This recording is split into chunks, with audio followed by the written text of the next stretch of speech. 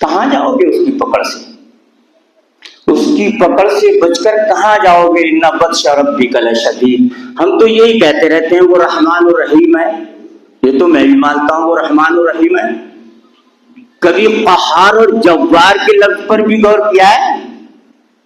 رحمان الرحیم تو ہے، اگر اس کی رحمت جوش میں آ گئی بڑے بڑے گنہگاروں کو معاف کر دے اور کر دیا ہے اس نے، لیکن اگر پکڑ لے تو اس بات پر بھی کبھی غور کیا ہے؟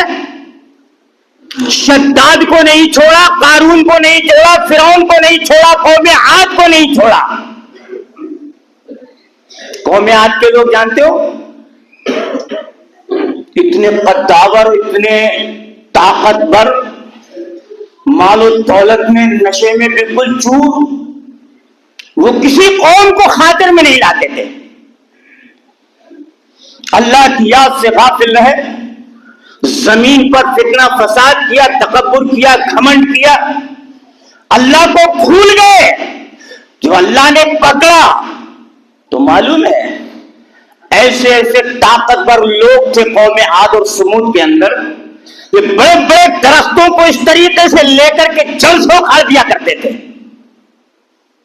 آج ایک بڑی جماعت بھی کسی پیڑ کی جڑ کو پکڑنے کے بعد اوپر کو نہیں لا سکتی زمین سے، لیکن اللہ نے اس قوم کا وہ حال کیا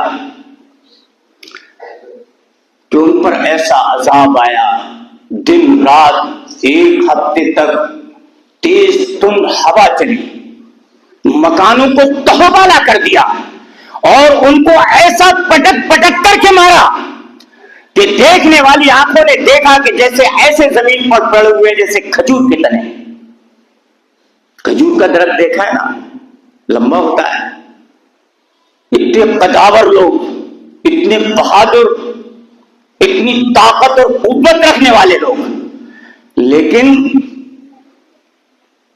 ان بطش ربک لشدید۔ غور کیا کرو کہ ہمارا رب اگر پکڑ لے گا تو ہوگا کیا حال بھائی، ہوگا کیا حال؟